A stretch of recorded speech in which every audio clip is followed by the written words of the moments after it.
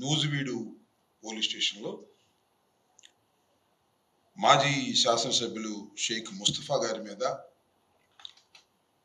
వారి కుటుంబ సభ్యుల మీద, వారితో పాటు వ్యాపారం చేస్తున్నటువంటి వారి మీద అక్రమంగా, అన్యాయంగా ఒక కేసు రిజిస్టర్ చేశారు.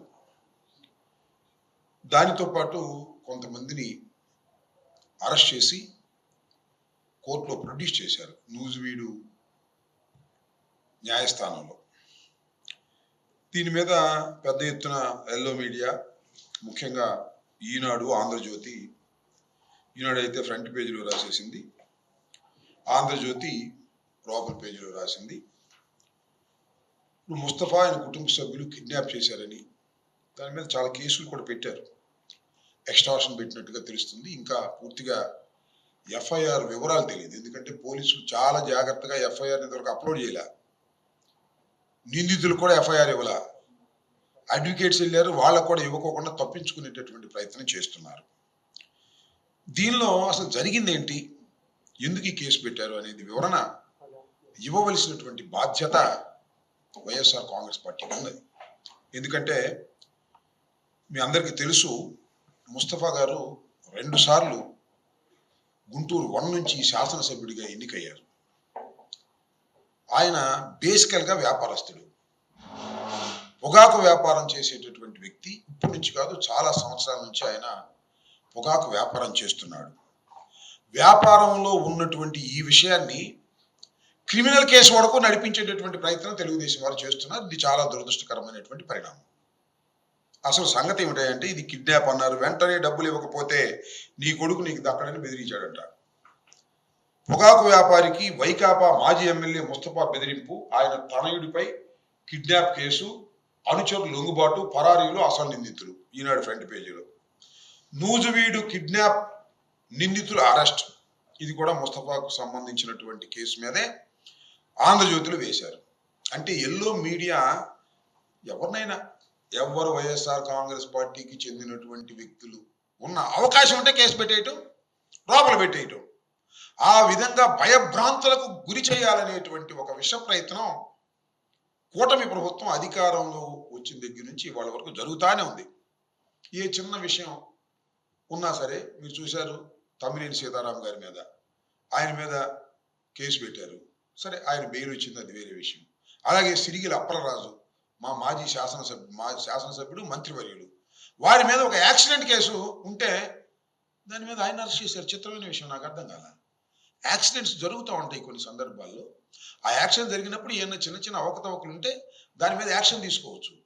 తండ్రినే యాక్సిడెంట్ చేస్తే, కొడుకు యాక్సిడెంట్ చేస్తే తన మీద యాక్షన్ కన్నా కూడా తండ్రిని కూడా యాక్షన్ తీసుకునేటువంటి ఒక కక్షపూరితమైనటువంటి వాతావరణాన్ని వాళ్ళ రాష్ట్రంలో చంద్రబాబు నాయుడు గారి నాయకత్వంలో అమలు చేస్తున్నారు. ఇది చాలా దురదృష్టకరమైనటువంటి పరిణామం. ఇది కూడా అంతే. ముస్తఫా గారు వ్యాపారం చేస్తారు. ఆయన జరిగిన విషయాన్ని మీకు నేను వివరిస్తాను, నాకు తెలిసిన సమాచారం మేరకు. ఇంకా చాలా సమాచారం తెలియాలి. ముస్తఫా గారు కూడా అందుబాటులో లేడు, కానీ కొన్ని విషయాలు నేను తెలుసుకున్నాను. ఆయన మీద కేసు పెట్టారు, ఆయన కుమారుడి మీద కేసు పెట్టారు, కొంతమంది అరెస్ట్ చేశారు, చాలా పెద్ద విపరీతమైన కేసు పెట్టారు, ఎక్స్ట్రాషన్ కేసు పెట్టారు, కిడ్నాప్ కేసు పెట్టారు. అంటే బెయిల్ రాకోకుండా చేసేందుకు ఏ విధమైనటువంటి కేసు పెట్టాలో ఆ విధమైన కేసు పెట్టారు. దీనిలో విషయం ఏంటంటే, సూర్యచంద్రరావు, కదిరి సూర్యచంద్రరావు అసోసియేట్స్ ప్రొప్రైటర్స్ అనే ఒక సంస్థ, సూర్యచంద్రరావు గారు ఉన్నారు కొయ్యలగూడెంలో. ఆయన పొగాకు రైతుల దగ్గర నుంచి కొని అమ్ముతూ ఉంటాడు. జనరల్గా ముస్తఫా గారు పొగాకు కొనే వ్యాపారం. ఈ సూర్యచంద్రరావు దగ్గర పొగాకు కొంటూ వస్తున్నాడు. ఈ మధ్యకాలంలో ఆయనకి 36 లక్షల రూపాయలు అడ్వాన్స్ ఇచ్చారు వాళ్ళ కుమారుడు. ముస్తఫా కూడా తెలియదు అది వాస్తవానికి. 36 లక్షల రూపాయలు రావాల్సి ఉంది ఆయన దగ్గర నుంచి. ఎందుకు రావాల్సి ఉంది? అడ్వాన్స్కి ఇచ్చారు, పొగాకానికి అమ్మాలి. ఇది ఓరల్ ఒడంబడిక. అమ్మటం మానేశాడు ఆయన సూర్యచంద్రరావు గారు. ఇవరకు ఇంకోళ్ళకి అమ్ముతున్నాడు, ఈ దగ్గర డబ్బులు తీసుకుని ఇంకోళ్ళకి అమ్ముతున్నాడు. ఈ విషయాన్ని తెలుసుకున్నటువంటి ముస్తఫా గారి కుమారుడు వెళ్ళి వాళ్ళు ఎవరికో అమ్ముతుంటే ఆ లారీల్ని అటకాయించి అవి తీసుకొచ్చి కాకాని పోలీస్ స్టేషన్కి అప్పచెప్పాడు. స్వయంగా అప్పచెప్పి, అయ్యా మాకిట డబ్బులు తీసుకున్నారు వీళ్ళు, మాకు వీళ్ళు పొగాకు సప్లై చేయట్లేదు, దీని మీద మీరు యాక్షన్ తీసుకోండి, కేసు రిజిస్టర్ చేయండి, నేను కంప్లైంట్ ఇస్తానంటే ఇదిగో అదిగో అని అక్కడి నుంచి కుట్ర ప్రారంభమైంది. కుట్ర ప్రారంభమయ్యి చివరికి నూజివీడు పోలీస్ స్టేషన్లో కేసు రిజిస్టర్ చేయించారు. ఈ సూర్యచంద్రరావు కదిరి సూర్యచంద్ర అసోసియేషన్కి సంబంధించినటువంటి సూర్యచంద్ర దగ్గర నుంచి కంప్లైంట్ తీసుకుని 2-3 రోజుల తర్వాత అక్కడ కేసు రిజిస్టర్ చేశారు. కేసు రిజిస్టర్ చేసి వీళ్ళని పోలీస్ స్టేషన్ దగ్గర అరెస్ట్ చేశారు. 2 రోజులకు అరెస్ట్ చేశారు. అరెస్ట్ చేసి కోర్టులో ప్రొడ్యూస్ చేశారు. అయితే ఇక్కడ మనం కొద్దిగా ఆలోచించవలసిన అంశం ఏంటంటే, వార్తలు చదివితే మనకు క్లియర్గా అర్థమవుతాయి. మరి ఈనాడు వారు ఒక రకంగా రాస్తాడు. ఏం రాస్తాడు చూడండి, అది కూడా మీకు వినిపిస్తాను. నూజివీడు పోలీసులు అక్కడ స్టేషన్ సిబ్బందికి సమాచారం ఇచ్చారు. ఎవరికి? వెంటనే పెదకాకాని పోలీస్ స్టేషన్లోనే ఇది జరిగిందని, ఆ ప్రాంతంలోనే ఈ గిడ్డంగులు ఉన్నాయి కాబట్టి అక్కడే ఉండి ఉంటారు నిందితులు అనేటువంటి ఉద్దేశంతో, అలాగే బాధితులు కూడా అక్కడే ఉండి ఉంటారు, కిడ్నాప్ చేసి ఉంటారనేటువంటి ఉద్దేశంతో నూజివీడు పోలీసులు ఇక్కడ కాకాని పోలీస్ స్టేషన్కి ఫోన్ చేశారండి. సమాచారం ఇచ్చారు. వెంటనే వారు ముస్తఫాకు ఫోన్ చేశారు. సూర్యచంద్రరావు, మీకు డబ్బులు ఇవ్వాల్సి ఉంటే చట్టపరంగా తేల్చుకోండి. డబ్బులు ఇవ్వాల్సిన మన నిజమేను, అదేదో ఉంటే చట్టపరంగా మీరు తేల్చుకోండి. అంతేకాని అతన్ని కుమారుణ్ణి కిడ్నాప్ చేయడం తగదు. ఎందుకంటే సూర్యచంద్రరావు గారి కుమారుడు ఈ పొగాకు లారీలు తీసుకెళ్తుంటే దాన్ని అటకాయించి తీసుకొచ్చి పెదకాకాని పోలీస్ స్టేషన్లో అప్పచెప్పి మాకు డబ్బులు ఇవ్వాలి అని చెప్పేసి, దానివల్ల మీరు వీళ్ళ మీద యాక్షన్ తీసుకోమని చెప్పేసి ఆయన చెబితే, కుమారుణ్ణి కిడ్నాప్ చేయడం తగదు, వెంటనే వారితో పాటు మీ అబ్బాయిని స్టేషన్లో లొంగిపోయేలా చూడండి అని స్పష్టం చేశారు. ముస్తఫా గారు చెప్పారంట పోలీసులు, అయ్యా మీరు తగదు, ఇలా డబ్బులు ఇవ్వాల్సి వస్తే మీరు ఈ రకంగా కిడ్నాప్ చేయడం తప్పు, మీరు వెంటనే లొంగిపోండి అని చెప్పారంట. మరి ఎందుకు వెళ్ళలేదు కిడ్నాప్ స్థలానికి నాకు అర్థం కాల. ఫోన్ చేసి లొంగిపోమన్నారంట. లొంగిపోతే ఏం జరిగింది? మంగళవారం తెల్లవారుజామున వారి బాధితులు వెంటబెట్టుకొని వచ్చి కిడ్నాపర్ల ముఠా పెదకాకాలను లొంగిపోయింది. ఈ పెదకాకాలలో ఉన్న పోలీస్ స్టేషన్లోకి కిడ్నాపర్ల ముఠా అంటే ముస్తఫాకు సంబంధించినటువంటి అనుచరులు, వారి కుమారుడికి సంబంధించిన వారు వచ్చి నిందితులు వచ్చి బాధితులతో పాటు లొంగిపోయారంట. ఇది ఈనాడు వర్షం. ఇది చూడండి ఇంకోటి, ఇదేమో ఆంధ్రజ్యోతి మన రాధాకృష్ణ గారి వర్షం. మహమ్మద్ ముస్తఫా కుమారుడు బషీర్ జంగారెడ్డిగూడెంలో కదిరి సూర్యచంద్ర అసోసియేషన్ ప్రొపరైటర్ సూర్యకాంత్తో పొగాకు వ్యాపారం నిర్వహిస్తున్నారు. సరే, ఆయనకి డబ్బులు ఇవ్వాలి, దాని వ్యవహారం ఇది. వెంటనే బాధితులు పోలీస్ డీజీ కంట్రోల్ రూమ్కి 112కు ఫిర్యాదు చేయడంతో ఉన్నతాధికారుల సూచన మేరకు హైవే నిఘా పెట్టి పెదకాకాని పోలీసులు ఖాజా టోల్గేట్ వద్ద కిడ్నాపర్లను అదుపులోకి తీసుకున్నారంట. ఇది చూడండి, ఆంధ్రజ్యోతి అని ఏమంటే వాళ్ళు డీజీపీ ఆఫీస్కి ఫోన్ చేశారు 112కి. వెంటనే పెదకాకాని పోలీసులు ఎక్కడికి వచ్చారు?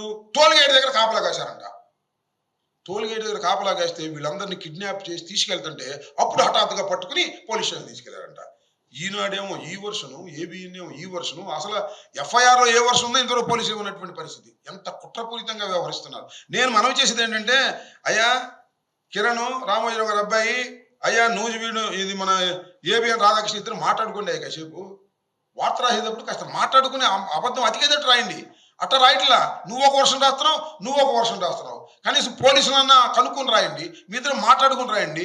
కక్ష ఉంటే మా మీద ఈ విధంగా వ్యాపారంలో ఉన్నటువంటి ఒక చిన్న లావాదేవీలకు సంబంధించిన అంశంలో మీరు కిడ్నాప్ కేసులు పెట్టి, ఎక్స్ట్రాషన్ పెట్టి మమ్మల్ని ఏదో బెదిరించి ముస్తఫాని చేయాలనేటువంటి ప్రయత్నం అన్యాయం కదా నేను అడుగుతా ఉన్నా. ముస్తఫా రౌడీ కదే, 2 సార్లు ముఖ్యమంత్రి, 2 సార్లు ఎమ్మెల్యేగా చేశాడు. ముస్తఫా సంగతి అందరికీ తెలుసు. ముస్తఫా ఏమీ రౌడీజం చేయలేదు, ఎవరిని చంపలేదు, ఎవరిని కిడ్నాప్ చేయలేదు. ముస్తఫా వ్యాపారం చేసుకునేటటువంటి వ్యక్తి. అతని ప్రధానమైనటువంటి వ్యాపారం పొగాకు. ఇప్పుడు నుంచి కాదు, రాజశేఖర రెడ్డి గారి టైం నుంచి నేను ముస్తఫాను చూస్తున్నా. తాడికొండ సర్పంచ్గా ఉన్నాడు. అక్కడ సర్పంచ్గా ఉండి తర్వాత ఇక్కడికి వచ్చి కాంగ్రెస్ పార్టీలో, తర్వాత వైఎస్ఆర్ కాంగ్రెస్ పార్టీలో గుంటూరు 1 నుంచి 2 సార్లు దిగ్విజయంగా గెలిచినటువంటి వ్యక్తి. 67 సీట్లు మాత్రమే వైఎస్ఆర్ కాంగ్రెస్ పార్టీ గెలిచిన రోజును కూడా ముస్తఫా 1లో గెలిచినటువంటి సందర్భం. మెత్తటి వాడు, అందరికీ సౌమ్యంగా ఉండేవాడు. అతన్ని అణచాలని వాళ్ళ అమ్మాయి మా సిటీ ప్రెసిడెంట్గా ఉన్నది కాబట్టి ఆమెని బెదిరించాలనేటువంటి దృక్పథంతో ఆయన తండ్రి గారి మీద ఈ విధంగా కేసులు పెట్టి ఈనాడు, ఆంధ్రజ్యోతి, ఎల్లో మీడియా, లోకేష్, చంద్రబాబు ఈ విధమైన కుట్రపూరితమైనటువంటి వాతావరణాన్ని తీసుకొచ్చి ఎక్కడ తీసుకెళ్తున్నారు రాష్ట్రంలో నేను అడుగుతా ఉన్నా. ఏదో మా మీద కేసులు పెడితేనో, మా వ్యాపారాలు దెబ్బతీస్తేనో మేము భయపడతామని అనుకోవటం చాలా పొరపాటు. చంద్రబాబు నాయుడు గారు గుర్తుపెట్టుకోమని కూడా ఈ సందర్భంగా నేను చెప్పదలుచుకున్నాను. మేము ఖచ్చితంగా ఈ కేసులు అన్యాయంగా, అక్రమంగా ముస్తఫా కుటుంబాన్ని ఇరికించి ఇబ్బంది పెట్టాలనేటువంటి ప్రయత్నం మీరు చేస్తున్నారు. ఇది చిన్న లావాదేవీకి సంబంధించిన అంశం. ఆయన అడ్వాన్స్ ఇచ్చాడు, పొగాకు సప్లై చేయటం లేదు. అడిగారు, అడిగితే సప్లై చేయలేదు. ఆయన సరుకును తీసుకొచ్చి పెదకాకాని పోలీస్ స్టేషన్లో అప్పచెప్పిన మాట వాస్తవా కదా? పోలీసులు చెప్పని అడుగుతా ఉన్నా. కిడ్నాప్ కేసు పెట్టేస్తారా? ఎక్కడో న్యూస్ వీడియో పెట్టారు తీసుకెళ్ళి, ఇక్కడ పెట్టలేక. ఇక్కడ పెట్టినానని సిఐఓ ఎస్ఐఓ నాకు అర్థం కాల. న్యూస్ వీడియో కేసు పెట్టి కొంతమంది వాళ్ళు ప్రొడ్యూస్ చేశారు. ఎఫ్ఐఆర్ కాపీ ఇంతవరకు ఇవ్వలేదు, రిమాండ్ రిపోర్ట్ కూడా ఇవ్వలేదు, వాస్తవాలు ఇంతవరకు బయటకు రాలేదు. ముస్తఫా పారిపోయాడు, ముస్తఫా కొడుకు పారిపోయాడు. ఇలాంటి ప్రచారం ఈనాడు, ఆంధ్రజ్యోతి చేయడం చాలా దుర్మార్గమైనటువంటి అంశం.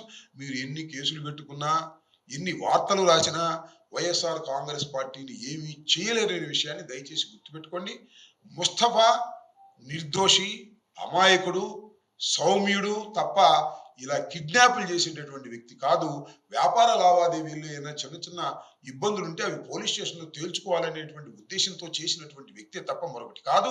ఆయన డబ్బులు ఇవ్వాలి, పొగాకు సప్లై చేయడం లేదు, ఇది పోలీస్ స్టేషన్లో పెట్టి తేల్చుకోవాలని అనుకోవడం తప్పుగా మీరు భావించడం చాలా దుర్మార్గమైనటువంటి అంశం అని కూడా ఈ సందర్భంగా నేను చెప్పదలుచుకున్నాను.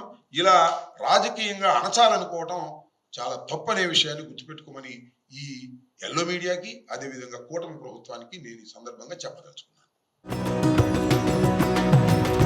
25 ఏళ్ల ప్రస్థానం, ప్రవాసంలో మన సంస్కృతి సామ్రాజ్యం, మన సిలికానాంధ్ర ఇప్పుడు అమెరికా గడ్డ దద్దరిల్లేలా, తెలుగు రక్తం ఉరకలెత్తేలా, చరిత్ర పుటల్లో నిలిచిపోయే రజతోత్సవ మహా సంగ్రామ సంబరం, విశ్వవ్యాప్త తెలుగు దిగ్గజాల అక్షర కవాతు, అద్భుత కళా వైభవం. రండి, మన అస్తిత్వాన్ని, విశ్వఖ్యాతిని చాటి చెబుదాం.